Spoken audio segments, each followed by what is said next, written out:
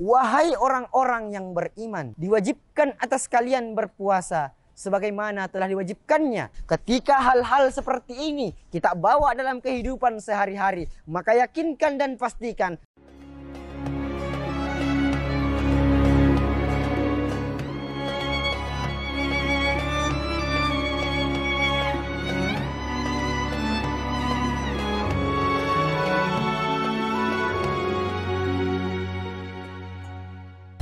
Bismillahirrahmanirrahim. Assalamualaikum warahmatullahi wabarakatuh. Alhamdulillahi rabbil alamin. Wassalatu wassalamu ala rasulillah sayyidinal mursalin wa ala alihi wa man tabi'ahum bi ihsanin ila yaumiddin. Amma ba'd.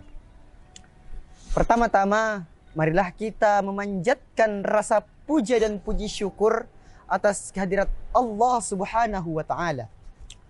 Allah yang telah menciptakan langit tanpa tiang, Allah yang telah menciptakan bumi dengan keindahannya, dan Allah yang telah menciptakan manusia dengan bentuk yang sesempurna-purnanya. Kemudian salawat serta salam kembali kita lantunkan, kembali kita curahkan dan haturkan kepada baginda Nabiullah Muhammad sallallahu alaihi wasallam.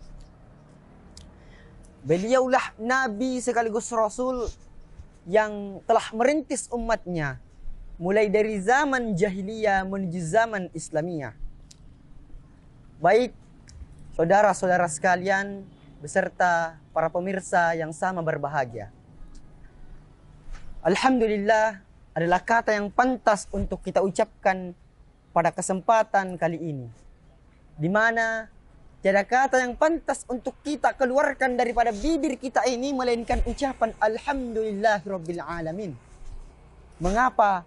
Karena kita masih diberikan kesempatan dan kesehatan oleh Allah Subhanahu wa Ta'ala untuk merasakan betapa indahnya, betapa mulianya bulan yang penuh dengan keberkahan ini, yakni bulan suci Ramadan.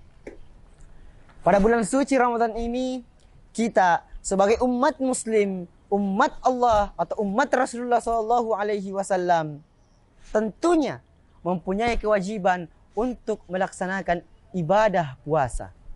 Sebagaimana yang diwajibkan dalam Al-Quran, Allah Subhanahu wa Ta'ala berfirman pada surah Al-Baqarah ayat 183 yang berbunyi, A'udzu billahi minasyaitonir rajim. Bismillahirrahmanirrahim. Ya ayyuhalladzina amanu kutiba alaikumus shiyam kama kutiba alal ladzina min qablikum la'allakum tattaqun. Wahai orang-orang yang beriman, diwajibkan atas kalian berpuasa sebagaimana telah diwajibkannya atas orang-orang sebelum kamu agar kamu bertakwa. Hadirin wal hadirat yang sama berbahagia,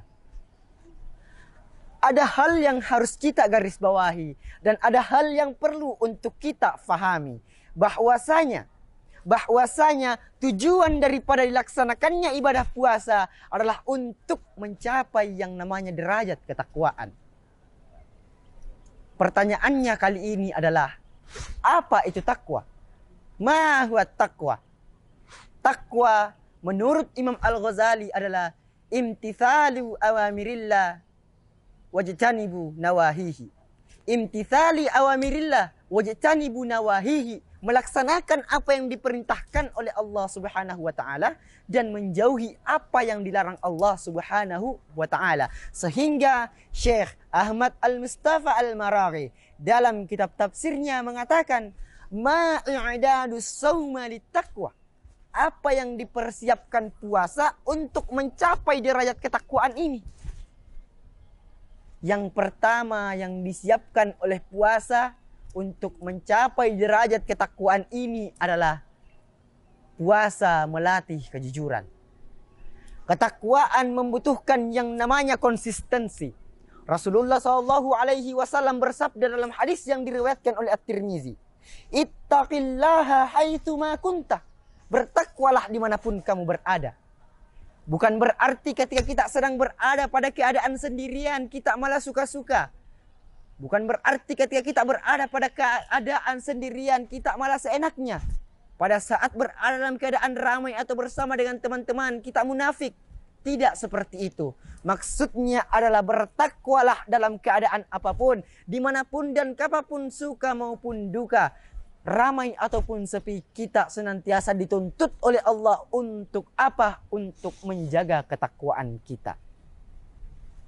Hadirin yang sama berbahagia. Takwa menjadi satu hal yang sangat-sangat dicintai atau bahkan yang sangat-sangat wajib untuk kita gapai di kehidupan ini. Mengapa? Karena pada ayat tadi disampaikan bahwasanya tujuan daripada puasa ini adalah untuk kita menjadi orang-orang yang bertakwa di hadapan Allah Subhanahu wa taala. Maka kita akan menjadi orang-orang yang naik level, yakni mencapai level ketakwaan itu. Pada bulan suci Ramadan ini juga, tentunya puasa memberikan kita hal-hal yang baik. Seperti tadi, puasa melatih kejujuran. Contohnya, pada siang hari ketika kita mendapati keadaan sendirian, tidak ada seorang pun yang menemani kita pada waktu itu. Sehingga di hadapan kita tersedia sebuah hidangan yang enak.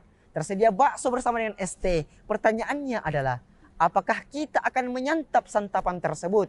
Tentu saja tidak. Meskipun dalam keadaan sendirian, tidak ada yang menyaksikan. Tetapi kita tetap percaya dan yakin bahwa pada saat itu Allah Subhanahu wa taala tetap memperhatikan dan mengawasi kita semua. Ketika hal-hal seperti ini kita bawa dalam kehidupan sehari-hari, maka yakinkan dan pastikan tidak akan ada orang yang berkorupsi, tidak akan ada orang yang saling membohongi, dan tidak akan ada orang yang mencuri.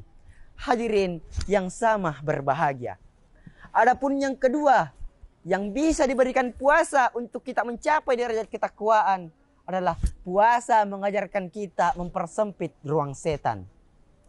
Rasulullah SAW bersabda dalam hadis yang diriwayatkan oleh At-Tirmizi bahwasanya sesungguhnya setan itu menyusup ke dalam aliran-aliran darah manusia, maka persempitlah gerakannya dengan berpuasa.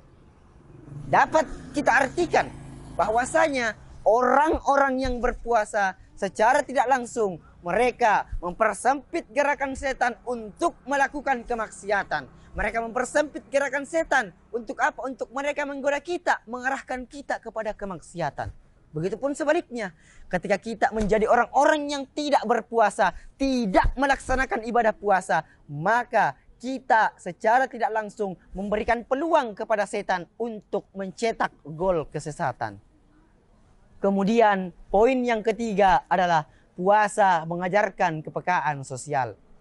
Bukanlah lapar tujuan daripada puasa, bukanlah haus tujuan daripada puasa, akan tetapi kita semua diperintahkan oleh Allah Subhanahu wa taala untuk melaksanakan puasa. Untuk apa? Untuk kita bisa merasakan bagaimana rasa lapar yang dirasakan oleh teman-teman di sekitar kita, oleh orang-orang di sekitar kita yang merasakan lapar bukannya karena berpuasa, tetapi karena kurangnya ekonomi dalam hal pemenuhan kebutuhan sehari-hari. Ketika hal tersebut timbul, maka secara tidak langsung akan timbul pula sifat syukur dan rasa saling berbagi.